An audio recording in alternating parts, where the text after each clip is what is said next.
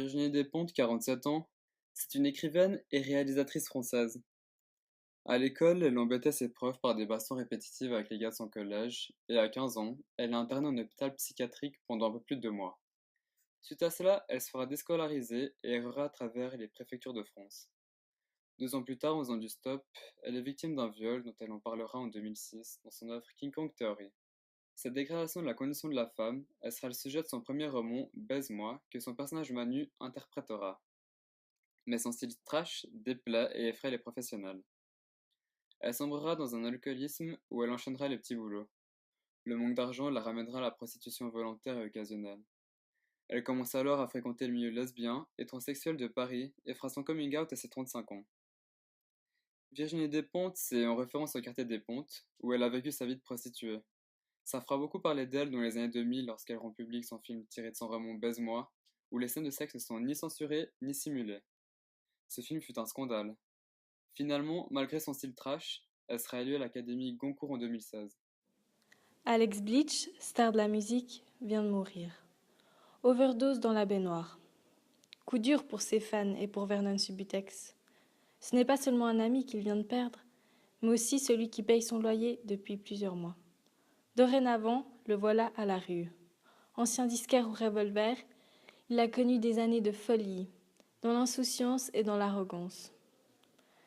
Mais le magasin, lui, il n'a pas survécu aux nouveaux supports musicaux. Le voilà obligé de le fermer. Il vit grâce aux ventes de ses stocks sur Internet et surtout grâce à Alex. Bref, maintenant, Vernon, il n'a plus rien, même pas un toit. Il appelle à la rescousse les anciens potes, plus ou moins perdus de vue, sans leur avouer qu'il est à la rue. Sans y prêter plus d'attention que ça, il détient des cassettes sur lesquelles Alex Bleach s'est filmé. Cassettes qui deviendront un objet de convoitise. Virginie Despentes dresse une galerie de personnages hauts en couleur, désespérés parfois, sans attache et souvent seuls mais riches de leur expérience. De l'ex-bassiste rancunière au pseudo-scénariste facho et loser, en passant par le transsexuel ex-star du porno. Le bourgeois accro à la cam, la bourgeoise dépressive ou l'étudiante en droit voilée. Tous ont vieilli et ont abordé ce nouveau siècle plus ou moins la tête haute. Vernon, personnage clé, s'en sort comme il peut. Pour ce qui est de la critique du livre, je dois dire que par moments on était agacé.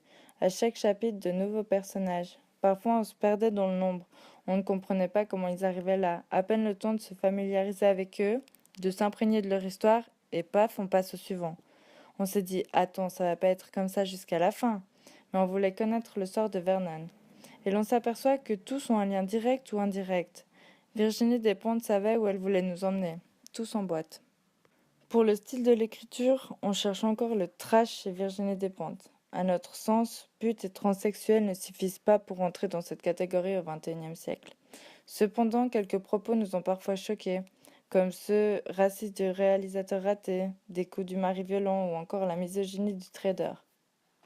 Par contre, nous avons beaucoup apprécié le côté réel des situations, où l'on sent que l'artiste n'est pas dans l'imagination totale, mais s'inspire concrètement du monde qui l'entoure. Des références très actuelles, comme les sites internet, de l'actualité, la solitude malgré les centaines d'amis sur Facebook, des aléas de la vie, de la pauvreté, la violence et l'islamisation. Une société plutôt bien décrite, de la bourgeoise huppée, riche et dépressive, à l'ex-vedette du pornstar transgenre. Nous avons aussi apprécié le fait de pouvoir discuter et partager nos avis en classe sur ces thèmes qui forment aujourd'hui notre société et qui sont encore quelque part un peu tabous.